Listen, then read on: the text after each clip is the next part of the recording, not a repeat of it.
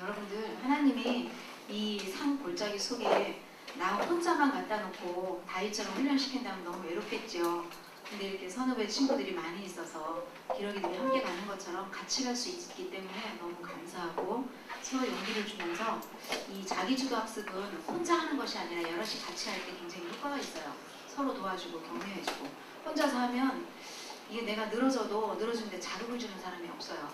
같이 하면 반성도 하고 저 친구 저렇게 했는데 나도 이번에 이렇게 해야지 서로 일어설 수가 있어요. 굉장히 좋거든요. 자기주도 학습을 함께 이렇게 하도록 합시다. 지금 목표가 공부하는 데 있어서 목표가 분명하지 않으면 공부하는데 힘이 없어요. 왜 해야 되는지 모르기 때문에 계속 지치거든요. 네, 목표가 굉장히 중요해요. 여기 목표가 얼마나 중요한지 한번 보도록 합시다.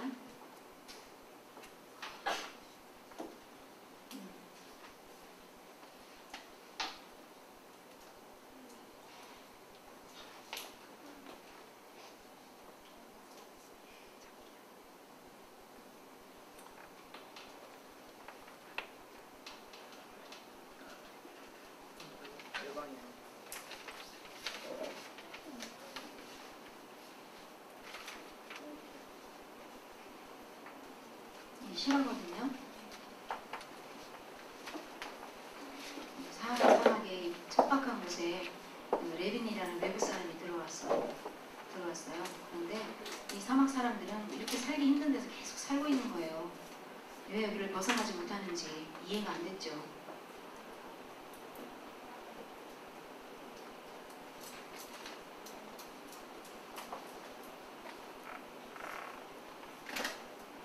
사막에서 어느 방향으로 가든지 결국 원위치로 뺑글 돌다가 원위치로 돌아와서 아무도 사막에서 나갈 수가 없었다는 거예요. 그래서 이 사람이 너무 신기해가지고 자기는 외부에서 들어왔는데 이 사람들은 왜 못 나간다고 하나. 이 사람들이 이 레빈이 실험해보기 위해서 이제 계속 북쪽을 향해서 걸었더니 3일 만에 사막을 빠져나갔거든요. 마을 사람들은 왜 못 빠져나갔을까요? 그래서 너무 레빈은 답답해서 그 마을에 똑똑해 보이는 청년 한 명을 데리고 그가 가는 데를 한번 쫓아가 봤어요. 어떻게 가길래 이 사람들 못 빠져나가는지. 그래서 11일을 걸었어요. 3일이면 나가는 사막을 10하루를 걸어가지고 계속 가는데 원점으로 다시 그 마을로 돌아온 거예요. 그래서 마침내 이제 레빈이라는 사람은 이 사람들이 왜 이 사막을 벗어나지 못하나, 이 어렵고 힘든 사막을 이유를 알아냈어요. 이 사람들은 너무 무지하고 무식하고 그래서 북극성의 존재를 몰랐어요. 북극을 쳐다보고 계속 가면은 사막에서 나와서 북쪽을 향해서 갈 수 있다는 것을 레빈은 알았거든요. 그래서 북극성의 존재를 몰랐던 이 사람들은 절대로 거기서 빠져나올 수가 없었어요. 레빈은 청년을 데리고 다시 길을 떠났어요. 그래서 청년에게 길을 걸으면서 북극성을 따라서 걷도록 가르쳤어요. 그리고 이제 청년은 레빈의 말대로 이제 사막의 경계 지역에 다다를 수 있고 결국은 사막을 빠져나왔죠. 그래서 그 청년은 사막의 개척자가 되었고 그 개척지 중심에 동상이 세워지는 동상 아래 이런 글귀가 있었다고 해요. 새로운 인생은 방향을 찾음으로써 시작된다. 방향을 모르고 공부를 하면 왜 해야 되는지 이유를 모르고 하는 공부는 힘이 없고 결국은 슬럼프에 빠지고. 내 옆에 있는 선생님 아들이 지금 그 지역의 모 고등학교에 거의 전교 1, 2등을 다투는 아이예요. 그래서 얘가 이제 서울대학을 가려고 준비하는 아이거든요. 학교에서도 굉장히 기대를 하고 있는 이런 아이인데 이번 중간 시험을 공부를 하나도 안 했다는 거예요. 왜 공부를 안 했냐고 그 엄마가 물어보니까 나는 고3인데 지금까지 공부를 계속 했는데 어느 날서부터 왜 공부를 해야 되는지 하나님의 존재가 안 믿어진다는 거예요. 교회는 습관적으로 이제 몇 대째 다니는 집안이니까 이제 우리 다락방 교회는 아니에요. 그전 교회인데 그냥 교회를 다니면서 하나님의 존재를 체험을 못한 거예요. 사실적인 믿음이 없는 거야. 그래서 하나님이 그냥 있다가 이러면서 계속 다닌 거예요.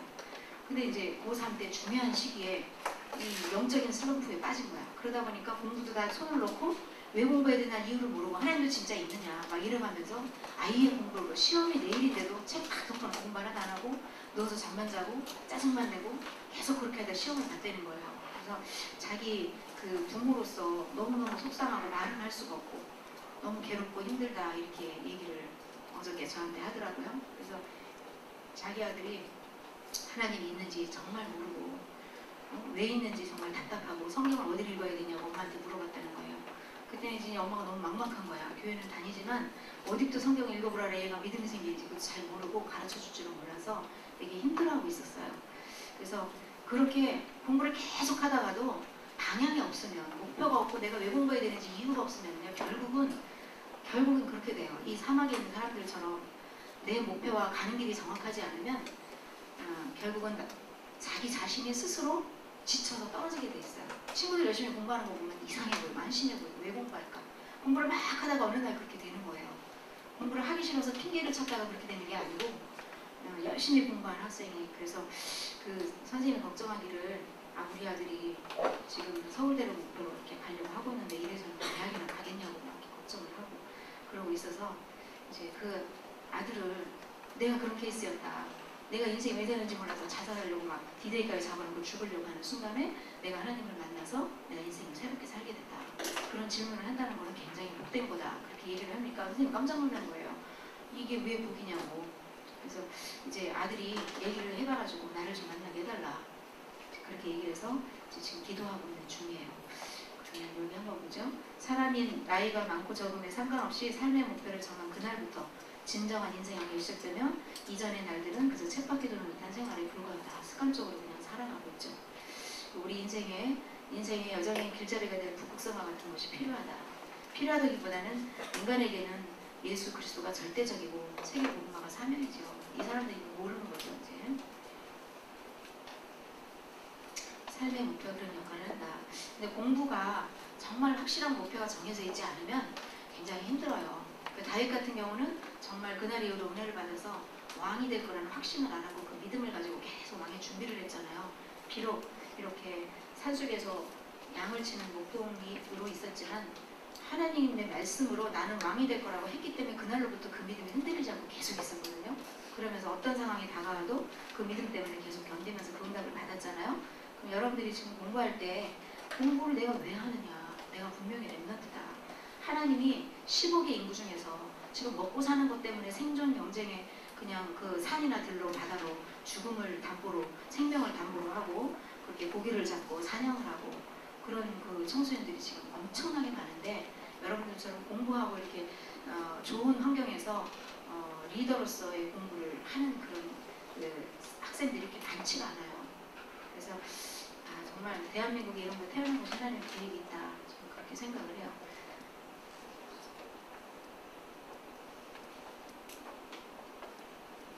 공부가 되게 중요한데 이 학생 같은 경우는 공부의 의미를 잡았어요.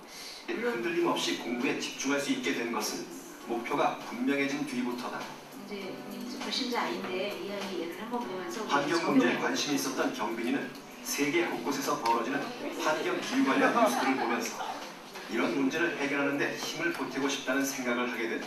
무슨 일을 해야 할지 찾아내는 것이다. 세계에서 안 좋은 일들이나 문제나 이런 가슴 아픈 일들을 해결하는데 도움이 되는 사람이 되고 싶은데 그러기 위해서 뭐 유엔에서 일을 해본다든지 봉사활동을 정말 꾸준히 하고 이렇게 한다든지 이렇게 정치 쪽으로 해서 우리나라에 도움이 된다든지 그런 사람이 되고 싶어요. 목표가 분명해지자 그 목표를 달성하기 위해 지금 무엇을 해야 하는지 그 또한 분명해졌다.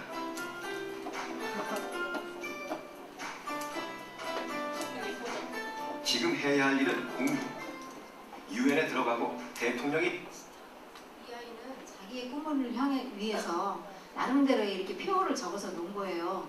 정말 좀 불신자니까 하나님의 존재가 없이 자신을 믿으면서 해야 되는 그런 상황이죠. 근데 여기 구체적인 계획이 있어요. 이게 굉장히 중요하거든요. 내가 목표를 딱 정했으면 막연하게 그 거대한 목표를 향해서 그냥 막연하게 있을 것이 아니라 내가 어떻게 신천해서 어떤 로드맵을 가지고 가야 될지 그 구체적인 게 내 머릿속에 있어야 돼요. 그래서 이 학생 같은 경우 이게 달라요. 다른 친구들하고 학교 시험이 전교 1등이 목표예요. 지금 현재 목표를 이렇게 하겠다는 거죠. 그리고 몇 점 맞고 1등급이 되겠다. 이렇게 모의고사는 몇 점 이상 이제 고등학생이죠. 2학년 때는 부회장이 될 거고 3학년 때는 회장이 되겠다. 자기 나름대로 목표를 정한 거예요. 탭스 영어 시험을 900점 이상 받을 것이고 수능은 만점을 목표로 한 거예요. 뭐 목표는 얼마든지 꿈은 크게 꾸면서 이제 도전할 수가 있죠. 그리고 10학번에 서울대 이거는 몇 년 된 거예요. 2010학년도 서울대 1학년 합격 이게 좀 목표인데 이제 이 학생이 서울대 들어갔어요. 실제로. 그래서 하버드나 예일 대학에 로스쿨을 들어가겠다. 법대로 들어가겠다 그랬네요. 유엔에 들어가고 대통령까지 꿈을 대통령까지 이렇게 꾸어봤어요. 그래서 여러분들이 구체적으로 이렇게 가야 되는 길을 이렇게 해서 여기까지 가겠다. 이런 나름대로의 구체적인 계획을 가지고 그러면 내가 한 달 동안 뭐 하고 1년 동안에 뭐 할 것이고 3년 안에 뭘 할 것이고 이게 쫙 나와 있어야 돼요. 목표가 분명하다면 이런 계획을 세울 수가 있거든요. 목표가 없이 이런 계획을 세운다는 거는 좀 너무 막연하죠. 뭐 안 되면 그만이고 이렇게 돼버리거든요. 목표를 향해서 이렇게 달려가는 거죠. 그 옛날에 김영삼 대통령이 시골 섬마을에 시골 소년이었잖아요. 그 집에. 근데 책상에다가 난 미래의 대통령 매일 써놓고 그렇게 초등학교 때부터 공부를 했다고 해요. 시골 소년이 어떻게 대통령이 될 줄 알았겠어요? 그렇게 꿈이 있고 꿈을 향해서 그 꿈을 향해서 가도록 노력을 한 거예요. 그래서 이런 목표가 정확하지가 않으면 학습 계획을 짜고 스케줄을 짤 때도 이게 이제 막연하게 돼버려요. 그래서 분명하게 우리는 그 길을 가야 되거든요. 서울에서 아무리 치맛바람을 일으키고 가해를 많이 하고 그래도 서울에서 뭐 많이 배우고 가해 많이 하고 돈 많은 집에 자녀가 대통령이 됐다 그런 소리는 못 들어봤어요. 그래서 그것이 기준이 아니거든요. 되기 위해서 지금 필요한 것은 공부였다.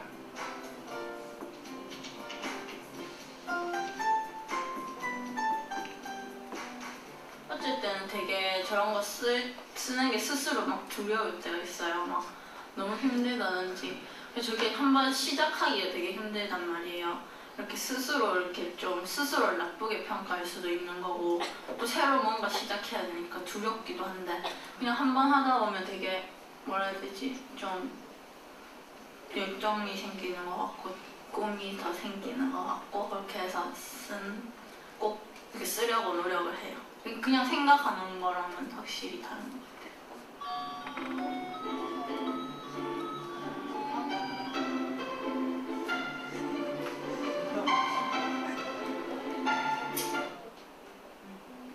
그래서 이제 저희 학생이 일어나는 것만 이제 했는데 이 학생 이제 뒤로 계속 기자들이 취재한 거를 보면 어떻게 아침에 일어나면 이제 보통의 이제 공부에 꿈이 없고 목표가 없이 그냥 다니는 아이들과 이 아이가 딱 비교를 해놨어요. 근데 이 아이는 너무 피곤하고 아무리 그래도 부모님 와서 깨우는 법이 없어요. 너무 힘들어서 자기 꿈이 오늘 내왜 살지 이 생각을 하면서 일어나는 거예요. 불신자인데도 불구하고. 그래서 일어나가지고 자기 목표를 향해서 가는 거예요. 그래서 일어나서 졸린데도 막 이렇게 눈곱을 뜯으면서 막 세수를 하고 밥을 먹고 그러면서 학교를 가요. 뭐 부모님이 일어나라 밥 먹어라 그럴 필요가 없어. 지스로 자기 꿈을 위해서 이렇게 하는 거예요. 일어나서 학교에 갈 때도 그 가는 시간, 걸어가는 학교 가는 시간을 어떻게 쓰느냐 이렇게 딱 봤더니 여기다 귀에다가 이어폰을 꽂고 가는 거야. 그래서 얘가 뭘 듣나 하고서 이렇게 빼가지고 녹음을 해봤더니 이제 영어 토킹 하는 거 그거 이제 듣는 거야. 들으면서 가는 거야 학교까지. 그래갖고 얘는 걸어가는 시간도 쓰는 거야. 그래서 이게 그 1% 공부 잘하는 학생들의 그 공부 습관이에요. 그냥 학교 가는 시간 오는 시간도 그냥 안 써요. 귀에 듣고 계속 걸으면서 가고 다른 아이들보다 학교 가보니까 애들이 한 명도 안 와서 얘가 제일 먼저 갔어. 30분 먼저 가는 거야. 그럼 왜 이렇게 일찍 왔냐고 그랬더니 저는 아침에 일찍 와서 오늘 배운 거를 예습을 하기 위해서 일찍 옵니다. 이렇게 얘기를 하는 거예요. 그럼 교실에 아무도 없는데 혼자 가서 이제 딱 앉아가지고 첫 시간부터 꺼내가지고 예습을 하고 앉는 거예요. 그럼 애들이 한 명, 두 명 오고 1교시 시작을 하고 그래서 생활이 달라요. 다르거든요. 똑같이 놀고 똑같이 먹고 똑같이 TV 보고 똑같이 즐기고 똑같이 하면 똑같은 사람만 되는 건데 뭔가가 다르기 때문에 다른 사람이 되는 거거든요. 생활을 똑같이 하면서 나는 특별한 게 나중에 되고 싶다. 그거는 될 수가 없거든요. 그래서 이렇게 분명 1%의 아이들은 생활하는 모습이 달라요. 습관도 다르고. 그 다음에 이제 이게 뭐냐면 여기 이제 세상에서는 지금 뇌의지 운동이 내가 심리라고 그러잖아요. 그래서 아마 거기서 파생돼 나온 것 같은데 생생하게 꾸면 그 꿈이 이루어진다. 막 이렇게 해가지고 이제 R&VD 해가지고 실천을 하는 이런 프로그램인데 이제 우리는 꿈이 무모한 꿈이 아니잖아요. 예수 그리스도의 영향을 잡고 세계복음을 하는 그래서 수많은 사람들이 영혼을 구하고 정말로 흑암의 세력을 물리치고 우리 각 분야에 그래서 세계복음을 이루는 그게 우리의 꿈이잖아요. 그래서 여기에 꿈을 하나님 안에서 말씀을 제대로 잡고 꿈을 꿀 때 어떻게 되는지, RFID 우리 인체에 내가 꿈을 꾸고 목표를 갖는 게 얼마나 큰 영향을 끼치는지.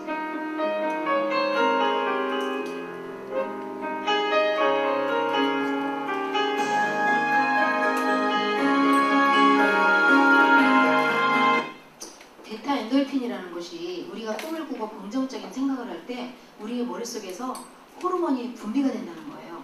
그 베타 엔돌핀이라는 그 호르몬은 이 머릿속에 이렇게 해마라는 부분이 있거든요. 해마라는 그 부분과 전두엽은 머리의 이 뇌의 앞쪽이 전두엽이에요. 해마와 전두엽에 분포하고 있는 A10 신경, 이 신경을 굉장히 활성화시키는 그런 역할을 한다, 이 호르몬이. 근데 이 호르몬이 언제 나오냐면 긍정적인 생각을 할 때마다 분비가 된대요. 공부를 하면서 문제가 안 풀리면 아 왜 이렇게 안 풀려 짜증나 이러면은 베타 엔돌핀이 나오다가 딱 정지를 하는 거야. 근데 아 안 풀리네. 아니 네가 안 풀리면 뭐 네가 안 풀리면 어쩔 거야. 그러면서 이제 괜찮아 할 수 있어 막 이러면서 하잖아요. 그럼 베타 엔돌핀이 이제 분비가 되는 거예요. 그러면서 생각 자체가 달라지는 거예요. 그래서 해마를 자극시켜서 기억력을 상승시키고, 기억력을 자꾸 이렇게 상승시켜서 내가 잊어버리지 않고 배운 걸 다 기억한다 그러면 얼마나 좋겠어요. 그래서 기억력도 상승시켜주고, 그 다음에 전두엽을 자극해서 학습 의욕을 공부하고 싶어 막 이런 생각을 들게 한다는 거죠. 이 베타 엔돌핀이.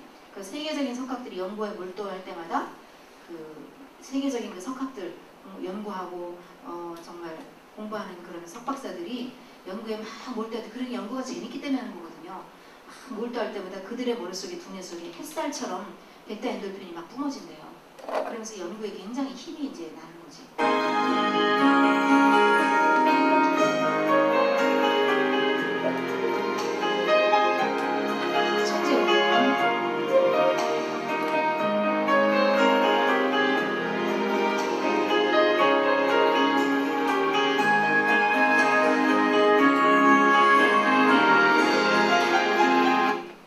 이 노르아드레날린이라는 호르몬은 부정적인 생각을 할 때마다 머릿속에서 나온다는 거예요.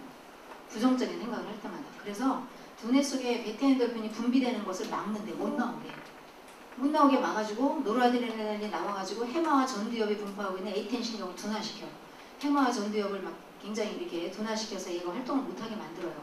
그렇게 되면은 공부할 의욕도 없어지고, 공부가 즐겁지도 않고, 수업도 잘 이해가 안 되고, 짜증나고, 시험을 보려면 자신이 없고, 막 이런 문제가 생겨요.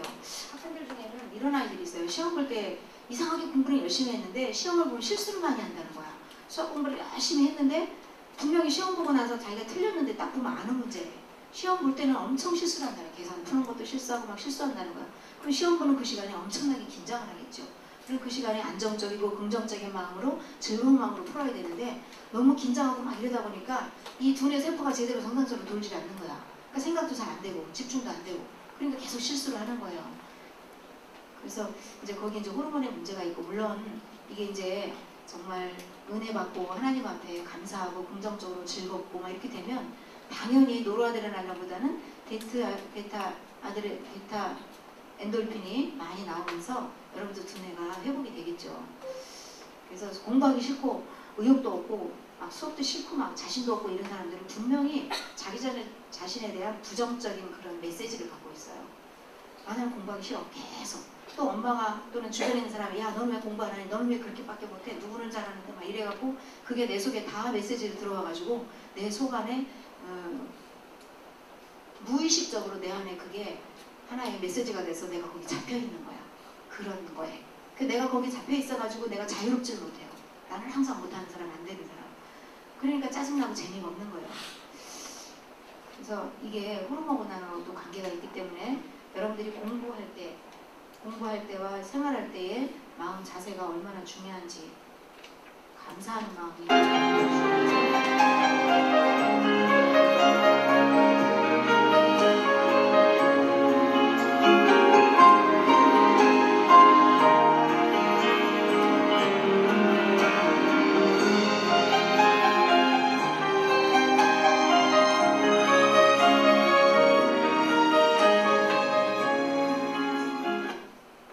여기서 VD는 비비드 드림 해가지고 이게 생생하게 꿈을 꾼다 뭐 이런 뜻인데, 우리가 미래에 언약을 잡고 생생하게 나의 모습이 내가 뭐가 돼서 어떻게 하고 있을 것인지 생생하게 꿈을 꾸고 그거를 향해서 갈 때 그걸 얘기하는 거예요. 노르아드레날린의 두뇌를 베타 엔돌핀으로 변화시킬 수 있고 뇌파는 앞변파 상태가 되도록 조정이 된다.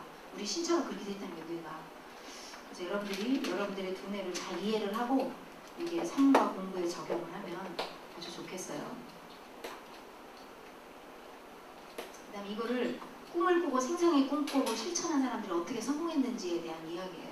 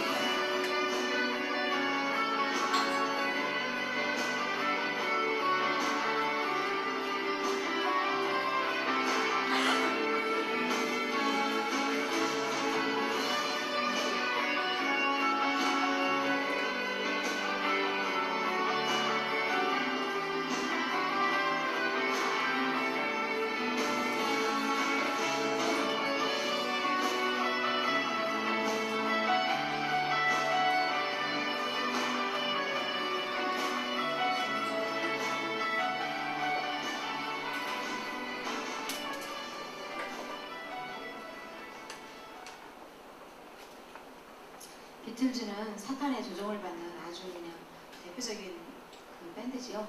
저 사람들도 꿈을 꾸고 저렇게 정말 힘을 어디서 받았겠어요? 다른 데서 받았겠죠. 그래서 저렇게 성공을 했는데 이게 세상 사람들이 성공한 이야기거든요.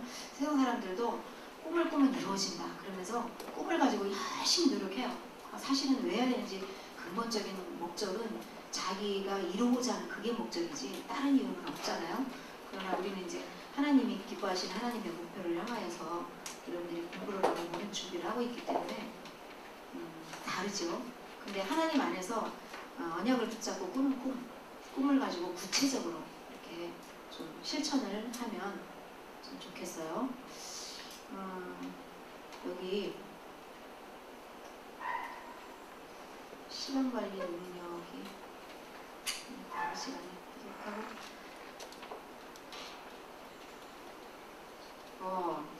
다윗이 양을 칠 때 처음에는 양을 치는 방법을 몰라서 실수도 많이 했겠죠. 그렇지만 혼자 앉아가서 계속 이렇게 쳐보고 저렇게 쳐보고 하면서 나름대로의 노하우를 가지고 양을 치면서 한 마리도 잃지 않는 그 기도하면서 힘을 얻고 나름대로의 기술을 가지고 했겠죠. 그래서 하나님이 다윗에게 양을 치라고 했을 때는 하나님이 주신 일이잖아요. 그게. 그러면 우리에게 주신 일이 뭘까요? 다윗에게는 양을 치라고 그랬어요. 그 시절에는. 지금은 우리에게는 정말 공부를 하라는 그런 우리에게는 일을 주셨잖아요. 그러면 우리는 이 공부하는 일에 있어서 다윗이 한 마리 잊어버리지 않은 것처럼 정말 최선을 다해서 이 일을 열심히 하고 있으면 하나님 앞에 합격이 되는 거야. 합격. 최선을 다해서 할 때. 잘한다, 성적이 좋다, 그게 기준이 아니잖아요. 하나님은. 이런 친구를 봤어요. 교회로 오고 싶은데 내가 학교 전도를 했는데 어떤 아이가 다 불신자 집안이에요.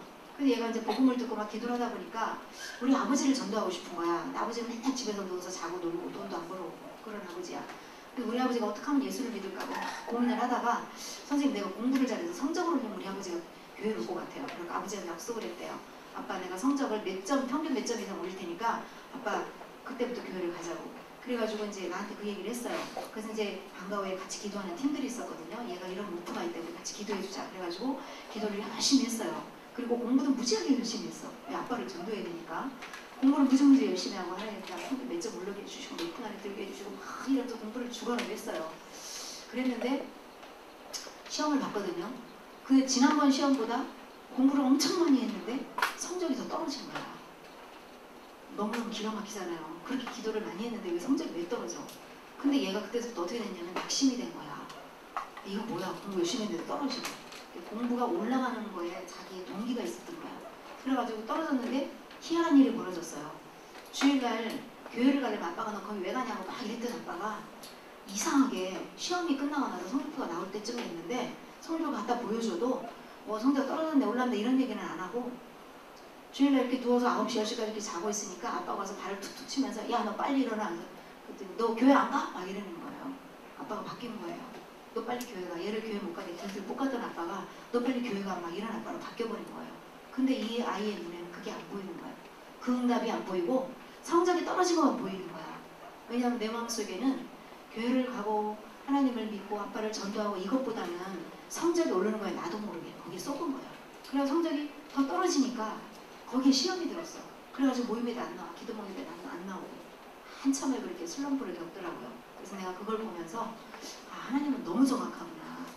이 아이를 키우기 위해서 하나님은 응답도 이렇게 주실 때도 있고 이렇게 주실 때도 있고 그걸 보면서 아 하나님은 진짜 정확하시다 이런 생각이 들고 그 하나님이 응답 줬을 때 그 응답이 안 되는 응답이든 되는 응답이든 그 응답을 통해서 내 모습을 볼 수 있는 거잖아요.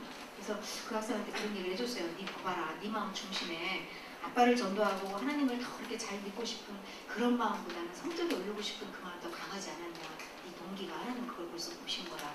공부는 또 하면 되는 거고. 그래서 얘기를 했는데 그게 잘 얘한테 잘 안 먹히고 자꾸 방황을 하더라고요. 지금 어떻게 되는지 좀 궁금해요. 제가 그 학교를 떠나와서 그런 일이 있었어요. 그래서 여러분들이 목표를 두는데 아 내가 공부를 잘해서 내가 성공해야지 라는데 내 동기를 두고 하고 있는지 정말로 내가 이 지구상에 아까 그 어떤 여학생처럼 경빈이라는 여학생처럼 환경의 문제를 내가 해결해 보겠다. 내가 할 수 있는 건 공부를 열심히 해서 내가 성공을 해서 그렇게 환경을 연구해서 동물도 보호하고 사람도 이렇게 보호하는 그런 사람이 되겠다라는 자기의 목표잖아요. 내가 무슨 직업이 뭐가 되겠다 이런 것보다는 그럼 여러분들 속에도 정말 하나님 안에서 어떤 목표가 있어야 될 것 같아요. 얼마 전에 TV에서 어떤 고등학생이 나와서 그 단체로 그 포럼하는 상담하는 그런 프로가 요새 있더라고요. 그래서 나와가지고 뭘 질문하냐면 자기 질문이 있대요. 그래서 뭐냐 그랬더니 왜 사람들은 이상한 소리를 한다는 거야. 왜 꿈이 직업이냐는 거지. 자기는 꿈이 직업이 아니라고 생각하는데 근데 선생님이나 학교에서 모든 것을 꿈을 직업으로 얘기를 하는데 이 꿈이 뭐냐 그러면 직업을 말해야 된다는 거야. 근데 자기는 그게 아니라는 거지. 이러이러한 사람이 되고 싶다. 이런 일을 하고 싶다. 뭐 이런 거지. 직업이 아니라는 거지. 근데 왜 세상은 다 직업을 요구하는 거예요. 그래서 그 아이가 그 고민을 하고 있다. 고등학교 17살이던데 그래서 그 상담자가 내려와서 자기는 상담자 자기의 꿈을 얘기를 하면서 자기는 언제 어떤 그 상황에서 사람들을 막 재미있게 해주고 즐겁게 해주고 이런 어떤 그 모습을 보면서 나도 사람들을 즐겁게 해준 저런 사람이 되고 싶다라는 게 자기의 꿈이었는데 계속 공부를 하면서 가다 보니까 지금 자기가 하는 일이 사람들을 즐겁게 해주고 있다는 걸 발견을 했다는 거죠. 자기는 성공했다고 이렇게 얘기를 하더라고요. 그러니까 그 학생에게 답이 낸 거죠. 그래서 꿈이라는 건 직업은 아니고 정말 지금부터 생각해서 네가 그렇게 네 꿈을 이루기 위해서 뭘 해야 되는지 하나씩 찾아가면서 하는 게 중요하다고 이렇게 이야기하는 걸 봤어요. 근데 여러분들이 이제 꿈은 그 내가 직업이 뭐가 됐다 이게 문제가 아니라 어떻게 하나님 안에서 어떻게 내가 평생을 두고 어떻게 멋진 삶을 살 것인가 그게 꼭 직업의 목표가 될 필요는 없잖아요.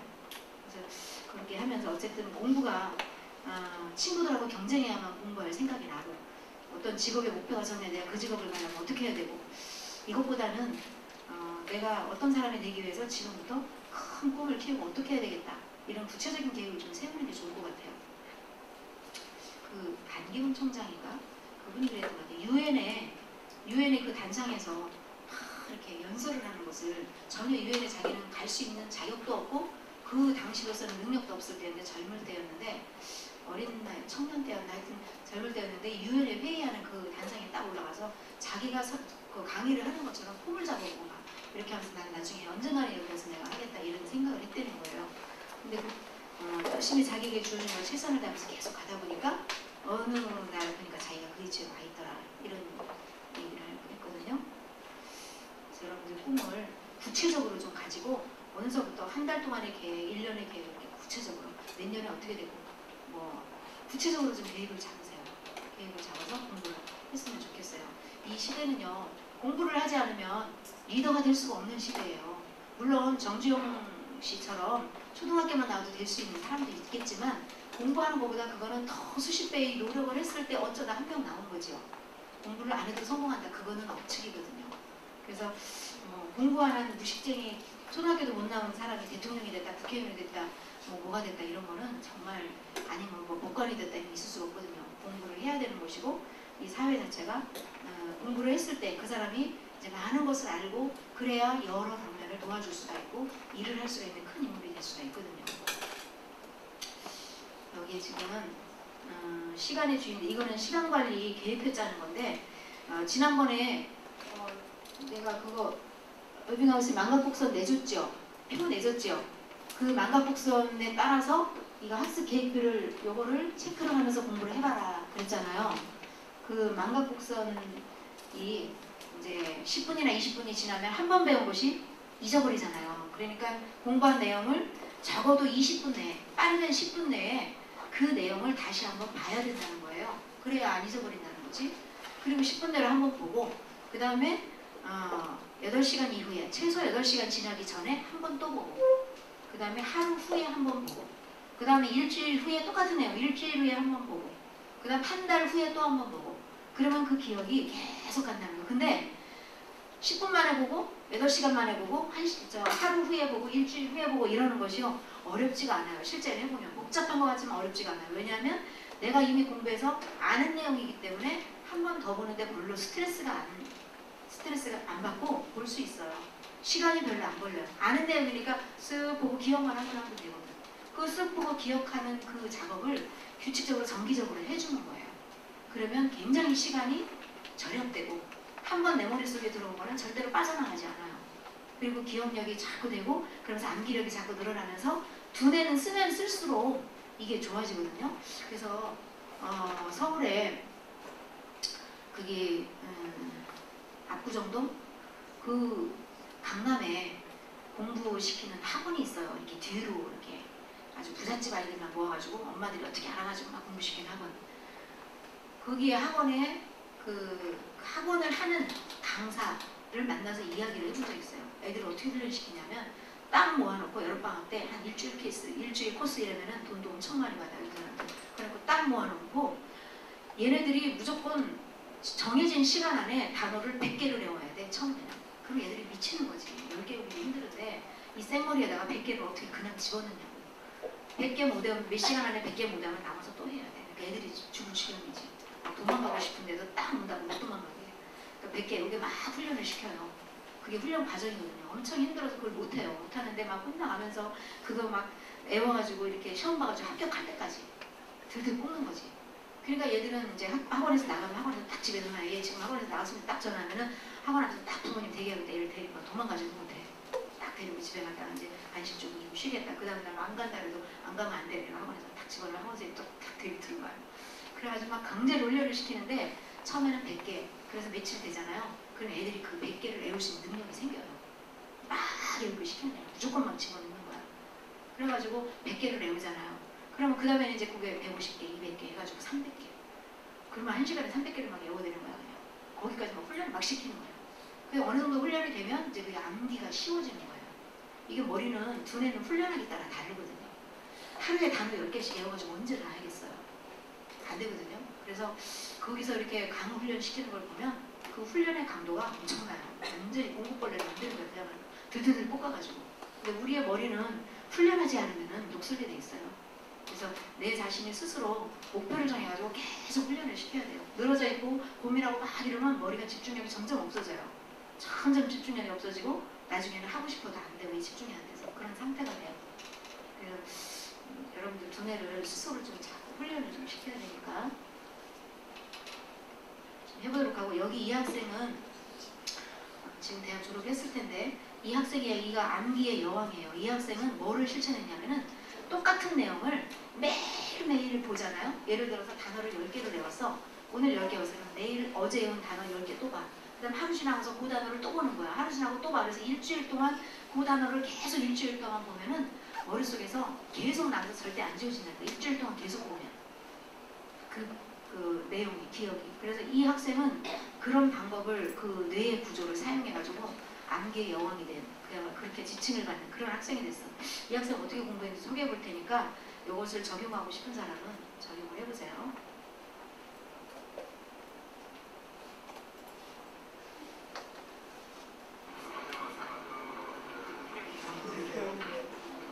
기말고사를 앞둔 경희대 한의학부 학생들. 오늘은 학점과 관련된 중요한 실험이 있는 날이다.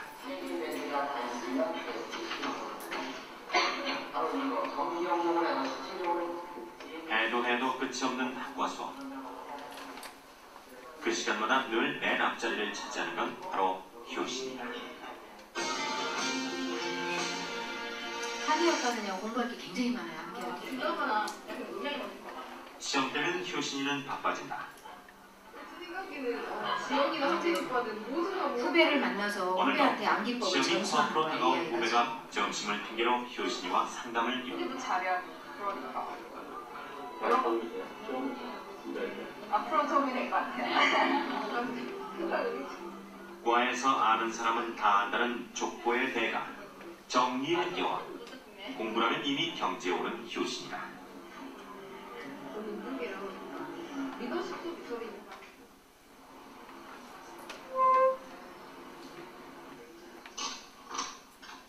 고등학교에 들어간 이후 그 흔한 부모님의 잔소리 없이 효신이는 늘 혼자 공부했다.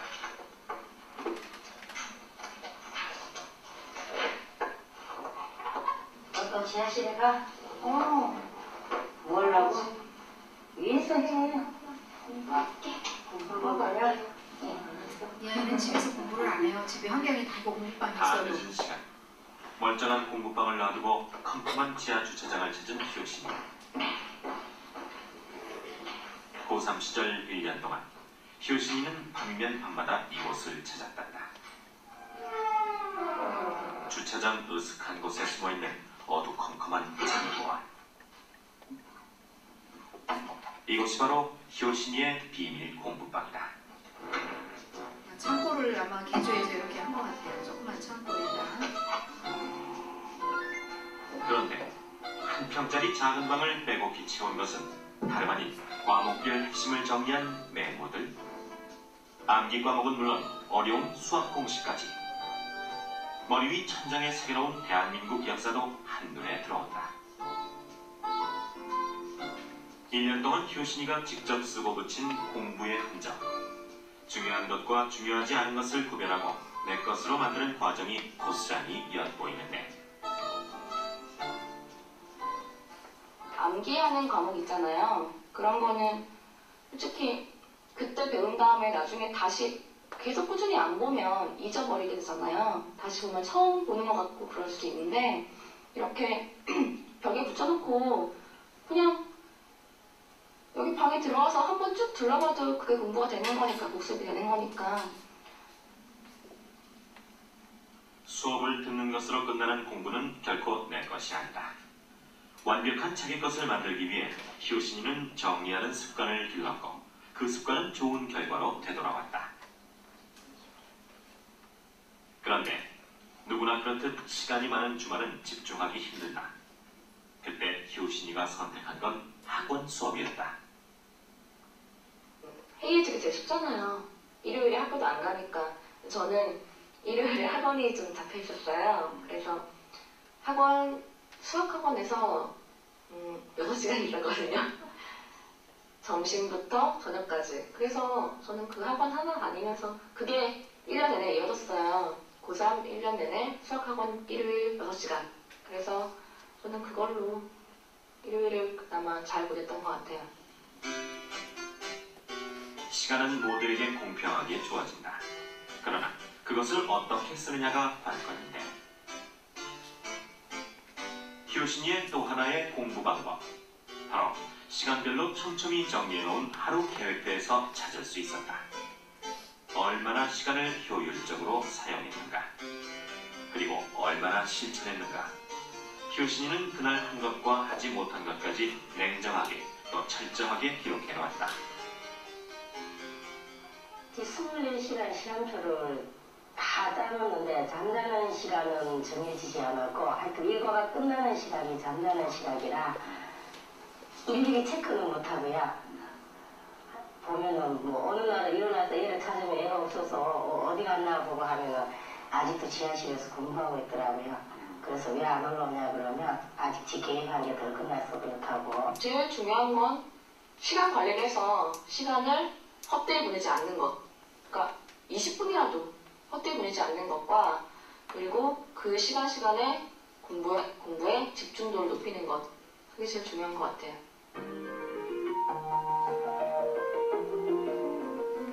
수험생이라면 누구나 받는 스트레스. 그것을 얼마나 빨리 해결하느냐가 중요한 것. 가장 힘들었던 시절, 단 10분 동안이었지만 피아노 연주는 효신이에게 다시 공부할 수 있는 힘이 됐다.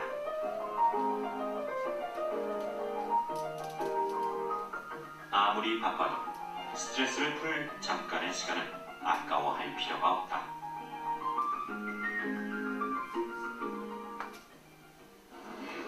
사람 되기 전에 씻고라고 하시는 게 너무 편해요.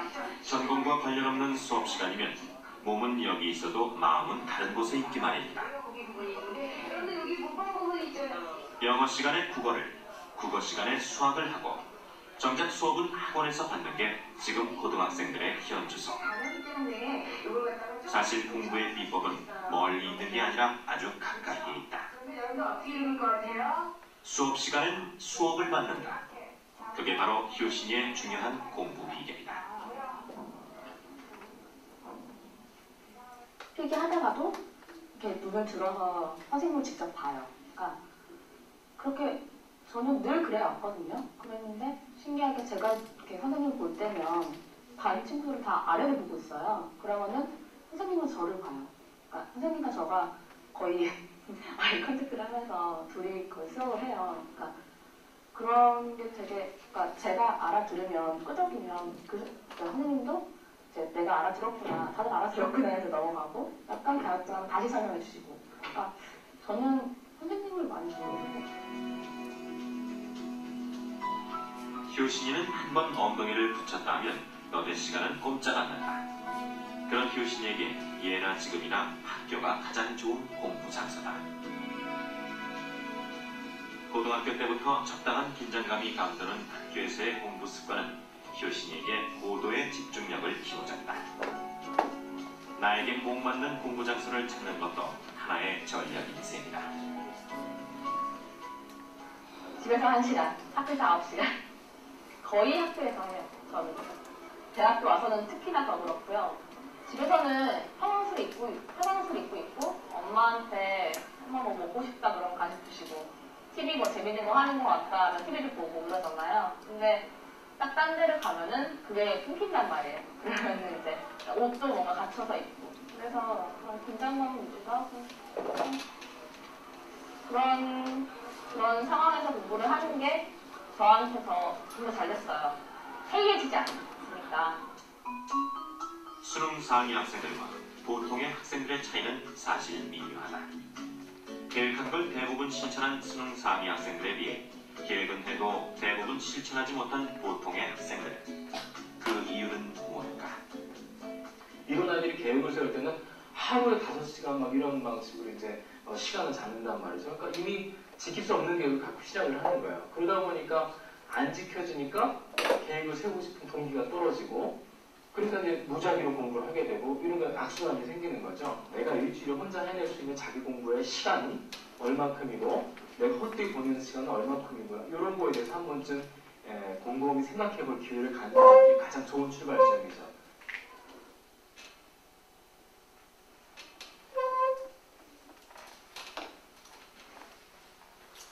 이 효신이 학생이 공부하는 방법 이렇게 물론 책상에서 공부가 잘 안 되고 그런 게 있어요. 책상에서 이렇게 공부를 안 하고 책상에서 컴퓨터 게임을 한다든지 뭐 딴 걸 하면서 계속 놀잖아요. 그러면 그 책상에만 앉으면 그거 하던 걸 하고 싶어져요. 내 머릿속에 그게 새겨져 있어서. 그래가지고 수업 시간에 책상에 이렇게 딱 앉으면 계속 자는 게 습관된 사람은 책상에 앉으면 그냥 자게 돼요. 이렇게 머릿속에 그 습관이 들어있는 거예요. 그래가지고 이게 이제 습관 치료를 할 때 어떤 방법으로 치료하는 거 있냐면 심리학적으로 그런 게 있어요. 방에서 공부방에만 들어가면 공부를 안 하고 막 그 책상에 컴퓨터 있으니까 컴퓨터 게임하고 좀 이랬단 말이야. 그 방에만 들어가면 조용히 너무나 얼마나 조용해. 자기만의 공간에서 컴퓨터를 하면서 막 즐기는 거예요. 그러니까 그냥 몇 시간씩 계속 하다 보니까 나중에 습관이 돼. 한 3개월을 하면 습관으로 붙거든요. 근데 컴퓨터를 하면 3개월이 뭐야 1년씩 2년씩 계속 하니까 완전히 습관이 붙은 거야. 그래서 방에만 딱 들어가면 컴퓨터가 머릿속에 딱 생각이 나고 바로 하게 되는 거예요. 뭐 고민할 필요도 없어. 습관적으로 하는 거예요. 그래서 이 아이를 컴퓨터를 치우고 여기 앉아서 공부해라 그래도 공부가 안 돼요. 그냥 머릿속으로 붙어있는 습관적으로 여기 새겨져 있는 그걸 없애야 되거든. 그래가지고 심지어는 어떻게 하느냐면은 치유하는데 이렇게 하더라고. 책상에 컴퓨터 있는 상태로 그 책상에다가 하얀 보자기를 이렇게 씌워요. 딱 씌워놓고 책상에 들어가면 컴퓨터와 책상에 하얀 보자기를 씌워있는 걸 계속 보게 하는 거야. 심리적으로. 계속 보면서 어떤 생각이 드냐면 옆에서 얘기해 주는 거야. 야 컴퓨터는 죽었어 이제부터. 네 생활에서 컴퓨터 책상 앞에서 컴퓨터 하던 그 시간은 이제 없어진다. 끝났다. 그건 이제 죽었다. 막 이거를 계속 여기다가 눈으로 보게 하면서 인식시키는 거예요. 그래서 하얗게 쳐져 있기 때문에 앉아서 컴퓨터를 할 수가 없잖아. 그걸 계속 지속을 한 거예요. 지속을 해놓고 어느 정도 이제 기간이 지난 다음에는 이거를 싹 뺏기고 그 다음에 컴퓨터를 다시 치워버리고 그 다음에는 이제 거기 앉아서 공부를 하도록 훈련을 해요. 공부를 많이 한다 적게 한다 이 내용이 아니고 그 앉아서 공부를 하는 거를 자기 스스로 훈련을 시키는 거예요. 많이 하고 적게 문제가 아니고. 그래서 그렇게 해가지고 조금씩 하다가 그 다음 날에 더 많이 하고 그 다음 날에 조금 더 많이 길게 해가지고 습관을 붙여요. 그래가지고 책상에 앉으면 공부를 하게끔 자기도 모르게 머릿속에서 공부를 하는 그 마음이 우러나도록 만들어주는 거지. 이제 그런 방법도 있더라고 보니까. 그래서 여러분들이 생활을 하루 동안 하면서 이건 이렇게 해야 되는데 머릿속에 계획했는데 안 되는 부분을 가만히 보면 나도 모르게 습관으로 붙어있는 부분들이 있어요. 꼭 몇 시부터 몇 시 사이에는 나는 뭘 해야 돼. 근데 그 습관에 잡혀 있어가지고 그 시간만 되면 그거 하고 싶어도 못 견뎌. 물론 그게 그림 그리는 거일 수도 있고 뭐 그냥 이렇게 늘어져가지고 쭉 퍼져가지고 한 2시간씩 공상하는 거일 수도 있고 여러 가지가 있겠죠. 어느 사이인가 내 안에 들어서 나의 생각과 마음을 사로잡아서 습관으로 다 뿌리를 내리고 있는 거야. 그래갖고 내가 머리에 생각하는 대로 하지 못하도록 계속 나를 붙들고 있는 거야. 그걸 바꿔야 되거든. 그래서 근데 한꺼번에 바꿀 수가 없으니까 조금씩 바꾸는 게 좋아요. 그리고 이제 시간을 여기 효신이 학생의 특징이 시간을 20분도 소홀히 안 보낸다 그러잖아요. 그래서 이게 공부를 진짜 잘하는 아이들을 보면 시간을 함부로 안 보내 20분이라도. 그리고 쉴 때는 쉬고 쉬어주는 거야. 내가 쉬어야지 사람이니까. 또 나도 즐거워야 되잖아. 그래서 자기 자신을 잘 이렇게 조절을 하는 거죠. 몇 시부터 몇 시까지는 뭐 공부하고 몇 시부터 몇 시까지는 뭐 하면서 운동하고 뭐 하면서 이렇게 놀고 뭐 친구하고 뭐 하고 이렇게 다 정하는 거죠. 그래서 시간 계획표에는 공부만 짜면 안 되고 쉬는 거 노는 계획표도 짜놔야 돼요. 남는 시간에 아무렇게나 놀도 아무렇게가 아니고 노는 것도 좋은 방법을 놀면 좋거든요. 지금 효신이 이 아이 같은 경우는 잠깐 쉬는 시간에 스트레스 쌓일 때 피아노를 쳤잖아요. 그건 얘만의 방법인데 피아노를 치고 있으면 악보에 나온 거 그대로 손만 옮기면 되기 때문에 머리가 굉장히 단순화가 돼요. 그러면서 머리를 쉴 수가 있어. 근데 어떤 사람은 공부하다가 잠깐 쉴 때 핸드폰을 한다든지 아니면 만화책을 본다든지 학교에서 보면 그래요. 그럼 비디오를 뭐 조그만 걸 보고 있다든지 그래요. 뭐 친구하고 막 지금 뭐 이렇게 놀이 게임을 막 하고 있다든지 막 이래요. 그러면 그게 후유증이 오래 가요. 후유증이 길게 가가지고 그 다음 시간 공부를 하려고 그럴 때 집중하는데 시간이 꽤 오래 걸려요. 연구했는데 그런 통계가 나왔거든요. 핸드폰을 한번 문자를 하고 나서 집중을 할 때 집중 시간이 20분이 걸린대요. 집중이 잘 되는 때까지 20분의 시간이 걸린대. 그러면 뭐 1시간에 3번만 문자가 와도 그 사람은 집중 안 하고 집중이 안 된 상태에서 그냥 공부하고 있다는 얘기죠. 그걸 비능률적으로 공부를 하고 있다는 거지. 그래서 공부를 할 때는 나에게 방해되는 모든 것들은 사실은 다 치워야 돼요. 결단이 필요하고. 그래서 이제 학교에서 내가 이제 이거 해보니까 어떤 아이가 너에게 공부하는데 가장 방해되는 게 뭐냐 한번 써봐라 그랬더니 애들마다 다 틀린데 어떤 애가 자기가 가장 시간을 많이 뺏고 방해가 되는 거 핸드폰이라는 거야. 그 핸드폰이 왜 어땠는데 그러니까 집에 가면 핸드폰 만지고 뭐 카톡하고 문자하고 막 친구하고 전화하고 하는데 보통 4시간은 한대요. 그럼 엄마가 핸드폰 하지 마라, 그만해라, 공부해라 이 소리가 맨날 귀에 딱지가 않게 듣는다는 거야. 근데 자기도 핸드폰 그만해야 된다는 거 안 돼. 근데 자꾸 하고 싶대. 궁금하고 친구한테도 연락 오니까 또 문자 해야 되고 그렇다는 거라서 공부하는데 가장 많은 시간을 뺏기는 게 핸드폰이라는 거야. 그래서 이거 어떻게 쓰면 좋을까? 만날 때마다 그거 가지고 얘가 고민을 하고 얘기를 하더니 어느 날은 얘가 드디어는 결단을 했어. 안 해야지 하고 집에 가는데 일주일 동안 또 계속 한 거야. 근데 4시간에서 3시간으로 조금씩 줄긴 했어요. 근데 여전히 시간이 길어져. 이것 때문에 방해가 돼. 그래서 몇 주를 계속 뜸을 들이면서 고민을 하더니 어느 날은 결단된 거야. 이거는 안 되겠다. 내가 갖고 있는 것 자체가 안 된다. 그래가지고 내가 계획을 세운 대로 실천해야 되니까 내가 가지고 있지 말고 아예 엄마한테 맡기자. 엄마한테 딱 맡기면 내가 달라고 할 수도 없잖아. 그러니까 자기 자신을 그렇게 이제 통제를 하는 거지. 그래가지고 이제 집에 가서 엄마한테 딱 맡기고 한 1시간 정도만 하고 그 다음에 엄마한테 딱 맡겼대. 그랬더니 엄마 깜짝 놀라더래. 네가 웬일이니? 애가 맡겼으니까. 그러니까 딱 맡기고 핸드폰이 자기 손에 없으니까 자기가 목표한 걸 할 수 있겠다라는 거야. 그러니까 이제 엄마가 나를 도와주는 시스템이 된 거지. 잔소리하는 엄마에서 내가 스스로 엄마를 이제 이렇게 이용하는 거지. 이용이라는 단어가 좀 그렇긴 하지만 엄마가 이제 도움을 요청하는 거죠. 그래서 엄마한테 맡기면 좋겠다. 학교에서 누구한테 맡기 제일 좋으냐? 선생님한테 맡기는 게 제일 좋아. 선생님한테 맡긴 거 주세요 하기가 제일 어렵거든. 친구한테 맡기면 금방 달라고 하기가 쉽거든. 그래서 학교 같은 경우는 선생님한테 맡기고 자기를 통제하는 연습을 하는 게 아주 좋겠죠. 그 다음에 만화를 보거나 뭐 게임을 하거나 이렇게 영상으로 자꾸 머릿속에 생각하는 그런 걸 하면서 쉬면은요. 그 다음 시간에 집중하는데 시간이 꽤 오래 걸려요. 그래서 공부하다가 중간중간 쉬는 시간은요. 그런 거 하면 안 돼요. 심호흡을 하든지 운동을 하든지 줄넘기를 하든지 해가지고 내 머릿속에 계속 생각을 하고 영상으로 남아있을 수 있는 그거는 안 하는 거야. 그래야 돼요. 그래서 학교에서도 뭐 가지고 오지 말라고 그러잖아요. 게임기 가져오지 마라, 가져오지 마라. 막 가져오지 말라는 이유가 거기에 있어요. 쉬는 시간에 그거 보면 그 다음 시간에 공부가 안 돼. 공부 시간에 앉아있으면 그 다음에 어떻게 됐을까? 막 궁금한 거야. 그 다음에 상대방이 한번 방 쏴서 죽였는데 내가 이렇게 했으면 됐을 거야. 막 이 생각 계속 하는 거야. 그러면 집중이 안 돼요. 그래서 학교가 못 가고 오게요. 그 다음에 학교 수업 시간은 중간에 10분씩 쉬잖아요. 10분씩 쉬는 이유가 있어요. 이게 중학생은 45분 정도는 수업을 할 수 있는 능력이 있다 해서 45분을 수업 시간을 짜는 거거든. 고등학생은 50분까지는 할 수 있다 생각하기 때문에 50분이야 수업 시간이. 중간에 10분은 왜 쉬냐? 10분 이상 쉬면 안 돼요. 그 다음에 공부 안 하고 계속 쉴 거면 괜찮지만 공부하고 좀 이따 또 공부할 거다 그러면 그 사이에 10분 이상 쉬면은 내가 이제 집중력이 떨어지고 늘어져요. 그래서 그 다음번에 공부하는데 집중하는데 시간 오래 걸리고 비능률적으로 돼버려요. 그래서 중간에 쉬는 시간은 최대 10분이 가장 적당한 거예요. 쉬는 시간은 그게 이제 다 이게 심리와 모든 것에 이유가 있는 거예요. 그런 게. 그 다음에 공부할 때는 딱딱한 의자에 앉아야 돼요. 푹신한 의자, 말라 의자 이런 데 앉으면 금방 졸음이 와요. 왜 안락의자겠어요? 편히 쉬는 의자니까 그렇지. 공부하는 의자는 어느 학교를 가도 대학이든 뭐 박사님도 공부하는 어디를 가도 공부하는 의자는 딱딱하게 딱 기역자로 이렇게 돼 있어요. 그 기역자로 딱 앉고 척추를 딱 직각을 해서 이렇게 앉을 때 이 머리의 집중력이 최고로 커진대요. 긴장하는 집중력이. 그래서 이렇게 똑바로 기역자를 앉고 딱딱한 의자에 딱 앉는 데 이유가 있어요. 그 다음에 이 효진이 같은 경우도 집에서 안 하고 집에서 편한 옷 입으면 마음이 편안해지니까 느슨해지고 그래서 이제 안 되니까 옷도 좀 불편한 거 입고 이런다고 아까 얘기했잖아요. 어떤 여학생은 진짜 공부 잘하는 여학생인데 걔 집에 갔는데 교복도 안 벗고 교복을 입고 그대로 앉아서 복습을 하는 거예요. 집에 가자마자. 그래서 이거 옷을 벗고 하지 왜 불편하게 입을 거냐고 기자가 그러니까 편한 옷을 입으면 이게 마음이 벌써 흐트러져가지고 공부할 마음도 안 나고 공부에도 집중이 안 된대. 그래서 자기는 공부할 때 좀 불편한 옷 안 갈아입고 일부러 딱 그거 앉아서 한다는 거예요. 긴장감을 위해서. 그게 다 자기만의 방법이에요. 나름대로의. 그렇게 하고 있어요.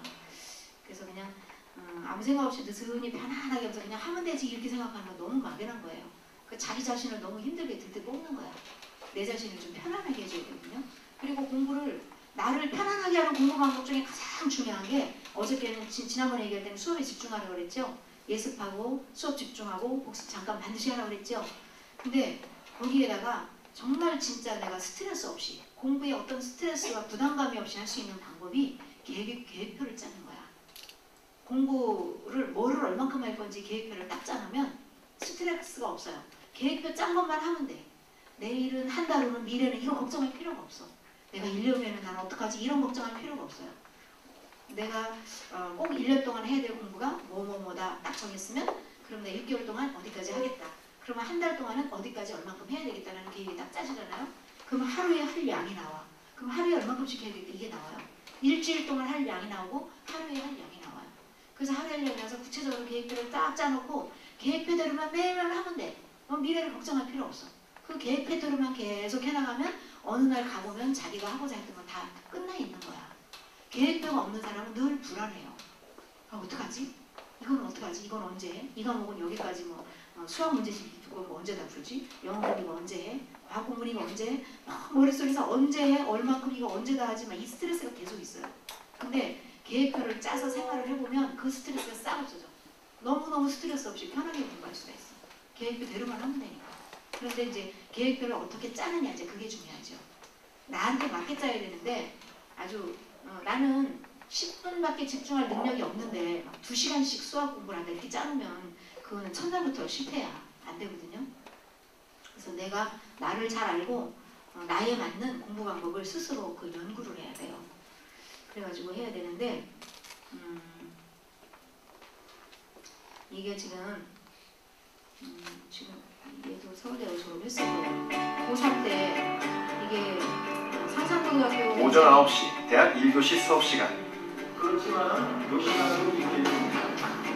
수업에 임하는 이호준의 자세는 한치의 흐트러짐도 찾아볼 수 없다. 이 학생이 계획표를 아주 잘 짜서 강의 성공한 내용을 예예요. 요약 정리한다. 대학 1학년 내내 이렇게 수업에 집중했다. 차가 밀려 지각하거나 또는 졸거나 1교시 수업에서 흔히 볼 수 있는 광경이다. 그런데 호준의 수업 태도는 좀 다르다. 잠깐 수첩을 들여다보더니 뭔가 메모를 한다. 추가로 공부할 내용이 생각나서 나중에 그 공부를 할 수 있는 시간을 확인하고 메모해 두는 것이다. 호준의 하루는 이 계획표에 따라 진행된다. 공부하는데 중요한 건 여러 가지 있겠지만 아무래도 저는 시간 관리가 제일 중요하다고 생각해요. 좋은 시간 한정되어 있는데 그 시간을 내가 어떻게 쓰냐에 따라서 그 시간이 의미 있는 시간 될 수도 있고 좀 의미 없는 시간 될 수도 있잖아요. 어떻게 매일 계획에 따라 공부할 수 있을까? 그 계획은 어떻게 세울 수 있는 것일까?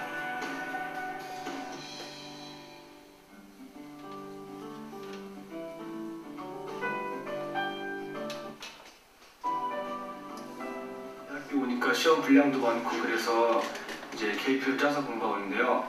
아무래도 시간 관리할 때 계획표가 되게 중요한 거다 보니까 지금도 고등학교 때처럼 계획표 짜면서 공부하고 있어요. 고등학교 시절 만들었던 계획표. 이거 제가 고등학교 때 1년 동안 또 풀렸는데요. 고3 때. 여기 보면은 고3 1년에 역사 잘하고 뭐 이렇게 제목도 붙여놨고요. 1년 내내 들고 다녔던 일일 계획표는 얼마나 들여다봤는지 이제 낡아서 너덜너덜해졌다. 저한테 이 스케줄의 의미를 하면 이제 그냥 고3 생활의 거의 모든 것이 여기 안에 들어있다고 생각하면 돼요. 그래서 제 전부죠 거의 1년 동안에. 호준이는 여기에 어떤 내용을 적어 놓았을까? 분홍색 표시는 식사 시간, 그리고 학교 수업이 표시되어 있다. 자세히 들여다보니 매일 공부한 시간과 평가가 적혀 있다. 한 주가 끝나면 주간 단위로 평가한 내용도 표시했다. 이런 계획을 짜기 시작한 것은 고3 올라갈 무렵. 때가 이제 고2 겨울방학이었는데요.